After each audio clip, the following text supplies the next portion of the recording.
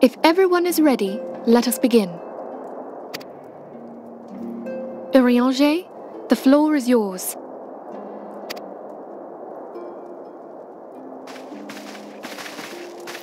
As all here assembled now know, in its final hours as our Order's headquarters, the waking sands did play host to a most unexpected visitor. I speak of the Ascian clad in white, Elidibus.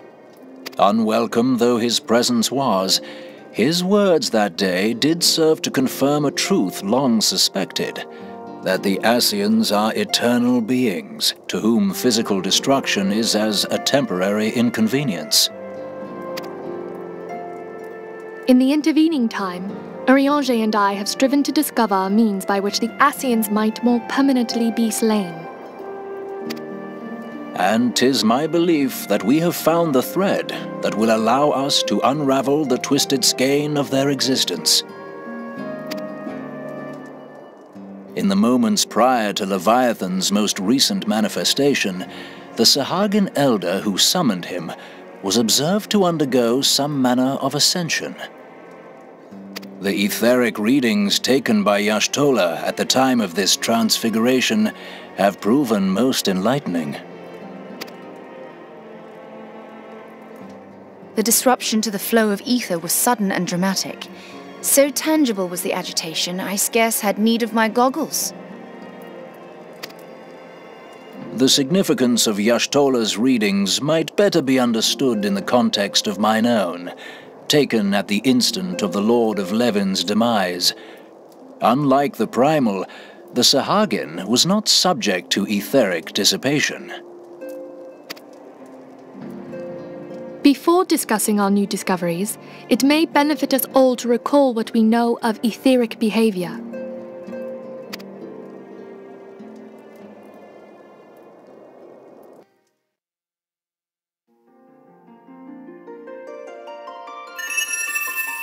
Let us begin at what some might call the end. When we who dwell in the material realm die, our spirits dissolve into the flow of ether and are returned to the ethereal realm. In turn, the restless energy which suffuses that plane streams back into our world, giving rise to new life.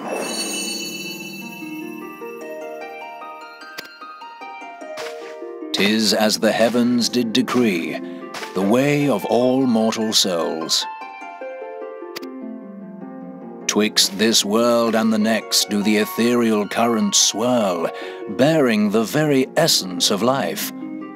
Thus doth the cycle of birth, death, and rebirth continue unabated."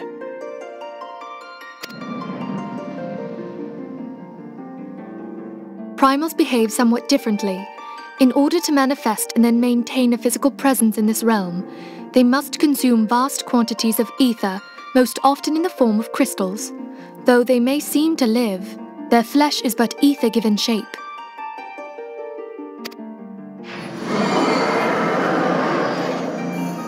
Thus, a defeated primal leaves behind no broken corpse. Rather, the essence of its form seeps back into the land whence it came, and the energy of its shattered spirit is called back to the ethereal realm. And there it waiteth, till next the prayers of the faithful do draw it forth from the sea of ether, to take their offering of crystals and make for itself a new body.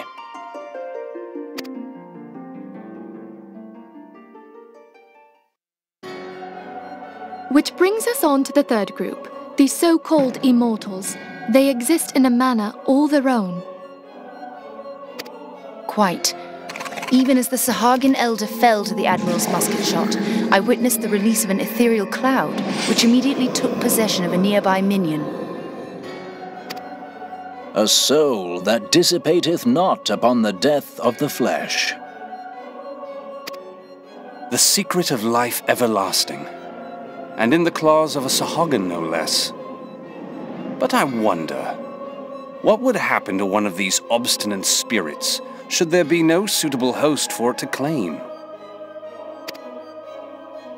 If mortal death entails a return to the ethereal realm, it seems doubtful that the soul of an immortal would venture there. Nay, it merely withdraweth a distance, unto the shore of the ethereal sea, perchance, but no further. Yes, it exists in neither this realm nor the next, abiding instead in the space that lies between them. The Ascians took control of Thancred by means of a crystal of darkness, an artifact which, if our theories are correct, serves as a gateway to the place I have just described. I was hoping people had forgotten about that. I am sorry, my friend.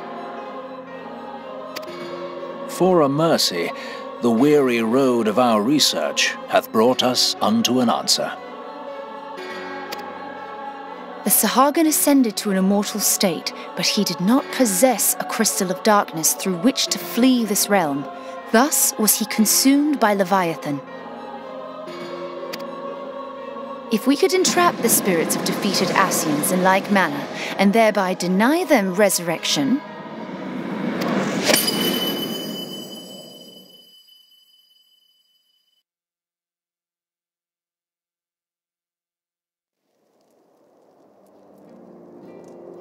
Therein lieth the path to victory. Thou art most perceptive, my lady. Only when we have trapped the bodiless soul within an ethereal prison can we hope to defeat its unnatural constancy. Thus might even an eternal paragon be consigned to oblivion.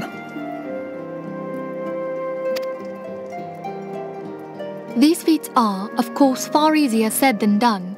At present, we lack a viable means to entrap and extinguish an Ascian soul. Yet, I believe it to be possible. The pieces of the puzzle lie before us. We have but to put them together.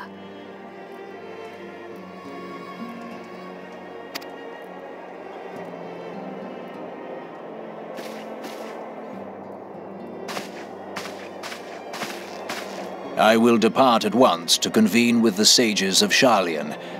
Together shall we divine the steps by which our goals may be achieved. I have the utmost faith in you, Archon.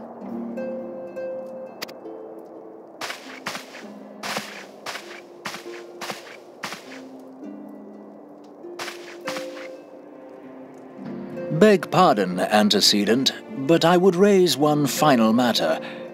Even now, a Sharlayan survey party seeketh to ascertain the fate of the students of Baldessian.